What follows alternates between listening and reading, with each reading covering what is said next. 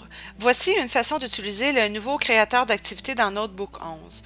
On a maintenant ajouté l'onglet avec un petit morceau de casse-tête ici qui vous permet de créer des activités qui sont autocorrectives, des activités pour lesquelles un élève aurait instantanément du feedback.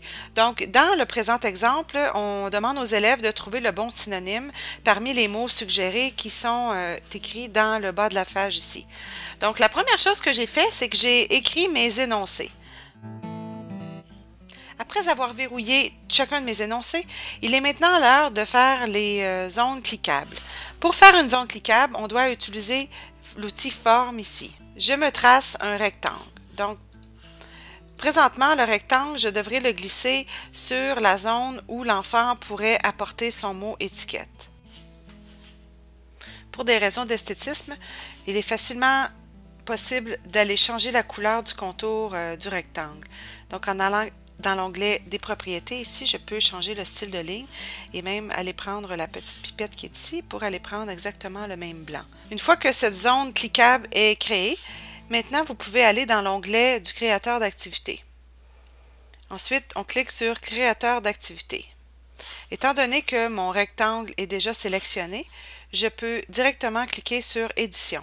C'est maintenant indiqué qu'on est en mode de modification du créateur d'activité. C'est à ce moment-ci que l'on déterminera quels seront les mots étiquettes qui seront acceptés dans cette zone cliquable et quels seront les mots étiquettes qui seront refusés. Le mot étiquette qui sera accepté s'il est déposé ici est le mot transparente. Donc, je glisse le mot transparente dans la section du haut. On peut rapidement voir ici le crochet qui indique que le mot est dans la section accepté. Si jamais je fais une erreur, il est toujours possible de prendre le mot et de le glisser dans la petite corbeille.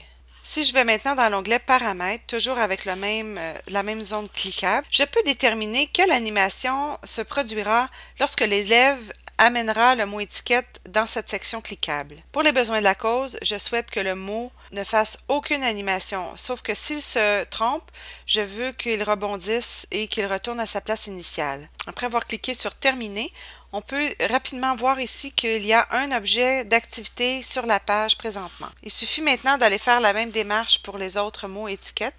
Donc, je vous rappelle la technique. Il s'agit d'aller déposer une zone qui soit cliquable à l'endroit souhaité.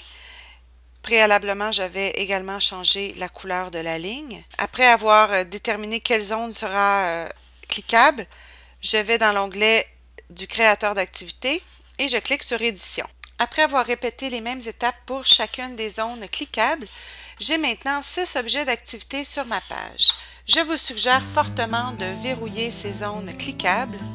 Donc, clic droit, verrouillage, verrouiller en place. Donc maintenant, je peux glisser les mots étiquettes.